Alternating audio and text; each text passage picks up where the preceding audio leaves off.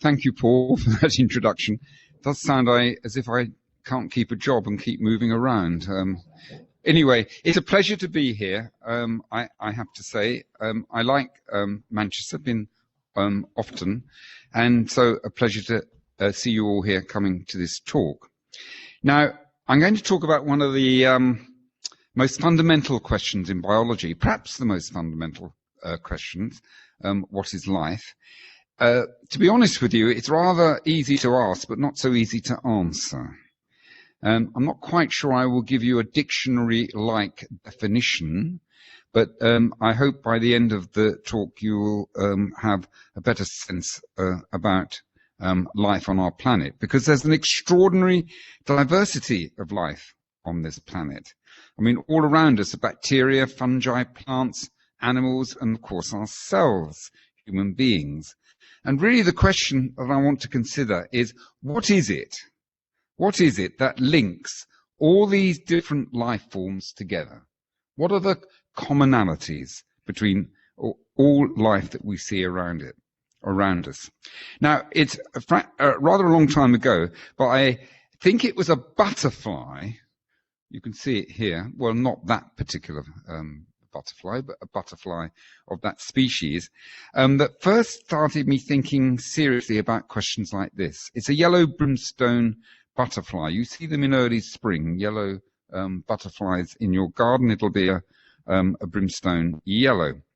I was about 12, I think, and I was sitting in the garden in London when this quivering butterfly flew over the fence, turned, hovered, briefly settled, got disturbed, took flight again, disappeared over the opposite fence.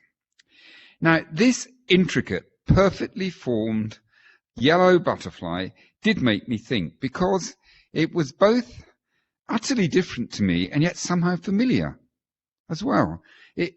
Like me, it was obviously alive. It could move, it could sense, it could respond. It was full of purpose, or seemed full of purpose. And what does it really mean to be alive, I wondered, which in short is, what is life? Now, I'm not the first person to have asked this question, actually. It has been asked quite a lot before. And this is the title page of one of the more famous books called What is Life?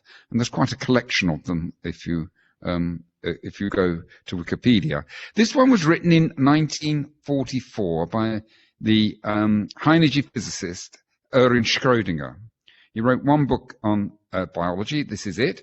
It was rather influential for quite a few years, including for me when I first read it, which is now well over 50 years ago. I'm going to ask the same question as Schrödinger dealt with in that book, which I recommend to you. Don't agree with everything he said in that book, by the way, but it is a very interesting read. But the approach I'm going to use is to consider what are, for me, 5 of the more important ideas in biology, ideas underpinning biology. I'm going to describe briefly where they came from, so you see the history of them. I mean, the society does history as well, so I thought that would be of interest to you. Explaining what they are, and then I'm going to try and pull them together to establish some principles which I think are fundamental to life. So that's the journey we're going to go on for the rest of my talk. Now, the first of the ideas I want to talk to you about is the cell, the concept of the cell. The cell is the basic structural and functional unit of life. It's life's atom, as I put up there. They was discovered by Robert Hooke in 1665. He published this drawing here. He was working in Oxford, which is the city where I live, or at least where the weekends, because I work in London. What he did is he used a razor and cut slivers of cork from a plant and examined them under an early microscope, a bit like this one you see here. And what he saw were neat arrays of boxes. And this drawing, the one in black and white, is what he published in a very famous book called Micrographia in 1665. You can buy that book if you have £100,000. I don't have it actually myself. And he used the Latin word cella to describe these. Oh, by the way, I put a scanning electron microscope picture on the right-hand side, which is frankly no better than his picture of all those years ago. And he named these cells after cella, Latin word for cella, for small cubicle. And that's where the origin of the word's from. Now, a few years later, there was a Dutch draper, Anthony van Leeuwenhoek, who was working in Delft, and he scraped between his teeth and put it under, in fact, what was a single lens microscope, and he discovered single-celled life, bacteria. And he sent this drawing of the first bacteria to the Royal Society in London. I think it's rather charming. I particularly like figure B. You see it obviously it was swimming about under the microscope and did a sort of loop-the-loop under the microscope. He wrote in his letter he was rather disturbed by the discovery of microorganisms between his teeth because he was very proud of his dental hygiene. And discovering life in your teeth probably is a bit disturbing. Something else about him. He was a close neighbour in Delft to the painter Vermeer, who many of you, I'm sure, are familiar with. Unusually, Vermeer painted two pictures of the same person who was a scientist, a geographer and astronomer. This is one of them. It's the one that's in the Louvre. I like to imagine this is, in fact, Leeuwenhoek, who lived only 2 streets away in Delft from Vermeer. However, there is no evidence for this speculation, or no good evidence, except when Vermeer died, Leeuwenhoek was the executor of his will. So it is just possibly true.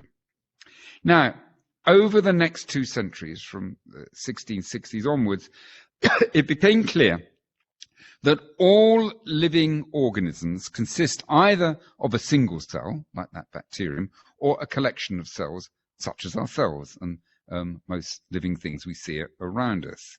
This conclusion was summarized by the German zoologist Theodor Schwamm, who in 1839 in German, but of course translated here, wrote, "All organisms are composed of essentially like parts, namely of cells." This indicates, of course, that cells are the basic structural unit of life, as I've already mentioned. But they are also the basic functional unit of life, expressed a few years later by another German scientist, the German pathologist, actually really the inventor of pathology, Rudolf Virchow, shown here, who in 1858 wrote, again in German, that the cell is a vital unit bearing the complete characteristics of life. In other words, that it is the functional unit of life. He also wrote, though not the first to say it, that all cells come from cells, omnis cellula acellular, meaning that cells only arise through the division of pre-existing cells. I want you to remember that, because I'm going to come to it when I go a bit more technicolor at the end of my talk. All cells arise through the division of pre-existing cells. It was actually a pushback on spontaneous generation of life out of sort of muddy water, which was still being discussed at the time. So cells are important, cells are interesting, but if I failed to convince you of that, let me show you this picture. This is a picture of a mammalian egg with the sperm trying to fertilize the egg, and this is of course a single cell, and I'm going to remind you all that all of you were once exactly like that, a cell. And if you're not interested now, there's 2 doors you can exit via. The reason I wanted to start with cells is because they are the simplest entities which unambiguously exhibit the characteristics of life. And that means understanding cells is a key to understanding what is life. And so they will be central in much of what I have to say. Here's a picture of a cell, a modern electron micrograph again. They are bounded physical entities separated from their environment, but surrounded by a semi-permeable lipid membrane, which separates them from their environment, their surroundings, but allows communication with those surroundings. Now, I emphasize that separation because the separation allows order to be built up inside cells at the expense of increasing disorder outside the cells. And in this way, life does not contravene the second law of thermodynamics, which states that the universe as a whole moves towards disorder.